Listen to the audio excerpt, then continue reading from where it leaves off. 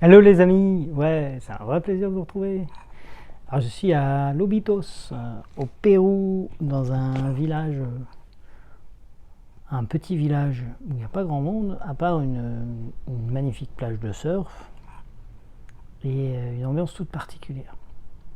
Hum, Parce qu'ici, le sol est balayé par les vents, il fait chaud et il ne pleut quasiment jamais. Quand je suis arrivé, je me suis dit, mon Dieu, on dirait le Sahel. Et c'est en discutant avec le propriétaire de ce lieu oui, que j'ai eu la confirmation qu'effectivement, ça pouvait être même pire que le Sahel, puisqu'il m'a dit que lui, il habite ici depuis des années.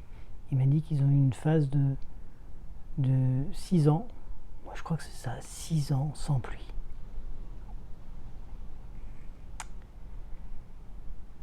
Alors moi qui aime la nature tropicale, exubérante, les arbres et la végétation luxuriante,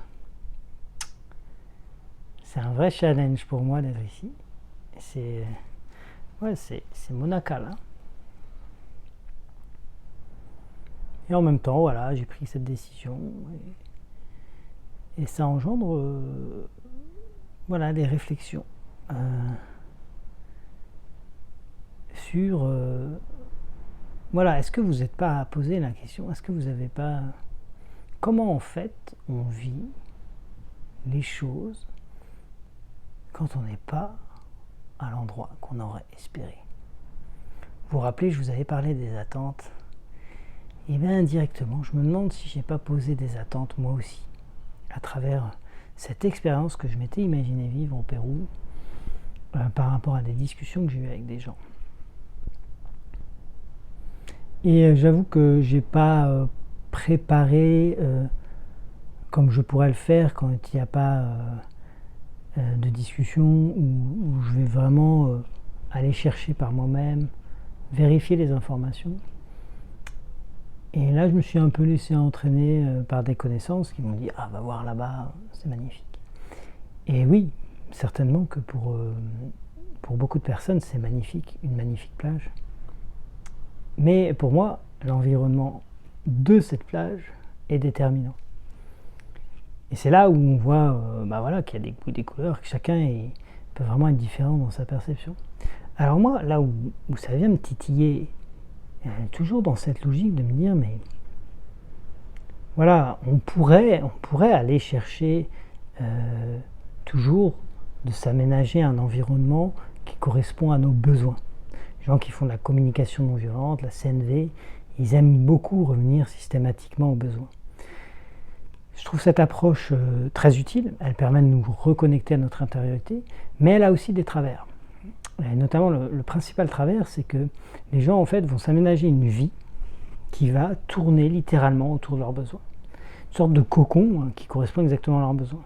Alors ça peut être chez certaines personnes, par exemple, avoir la maison avec toutes les pièces qu'il faut, aménager exactement comme il faut, les activités à certaines heures, un travail gratifiant, un mari exceptionnel, des enfants charmants qui font des belles études supérieures, etc.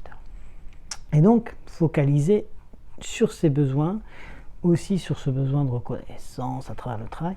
Et il suffit qu'un pion se déstabilise, se bouge, et puis là, patatras, quoi. Voilà un petit peu en substance ce qui peut se passer.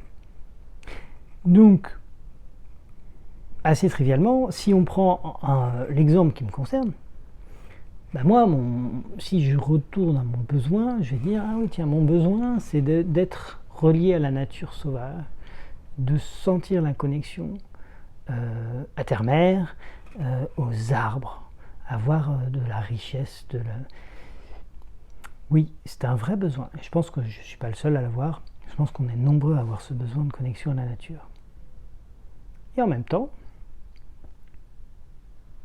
est-ce que le fait d'être ici ne me donne pas une opportunité absolument inouïe d'être dans un état de non-être. Pour faire simple, comment c'est de vivre le fait qu'il n'y ait plus de nature. Et c'est ça le désert. Et donc cette opportunité que crée le désert, c'est de pouvoir mesurer à quel point la richesse de la nature abondante, de l'eau, de la pluie, de la verdure est colossale. Et au final, j'ai déjà fait une vidéo sur les ressources, j'ai fait une petite lecture juste avant, mais au final, qu'est-ce qui se passe? Il se passe que c'est quand on n'a plus qu'on mesure à quel point avoir c'est bon. Alors c'est trivial, mais je suis en train de le vivre par l'expérience. Et là, c'est beaucoup plus riche.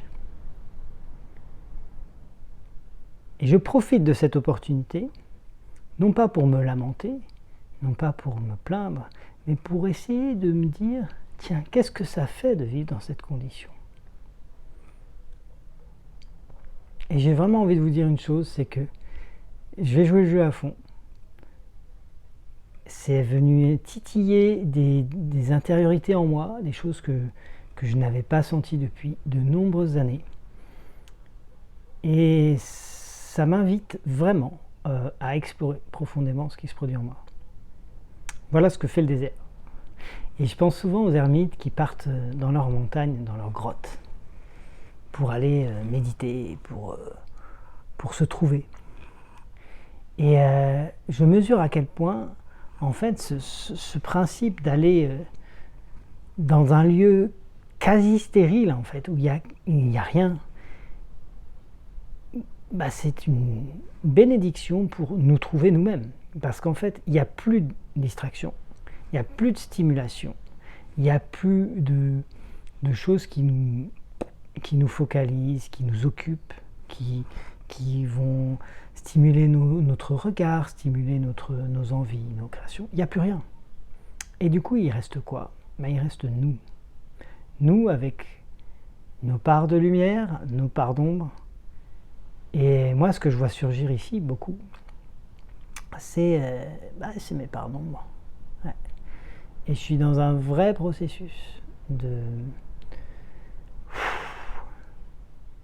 les regarder. Et je ne peux pas me distraire. Je ne peux pas aller à côté. Alors, est-ce que l'univers m'a envoyé ça? Possiblement.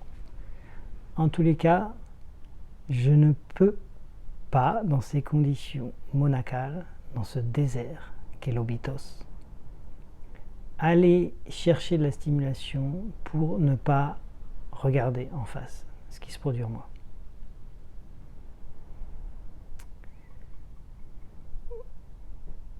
Voilà, une petite vidéo pour vous parler des déserts, des lieux sans vie, stériles, ou avec peu de vie, hein, parce qu'il y en a quand même, hein, c'est extraordinaire, et à quel point ils peuvent agir sur notre intériorité.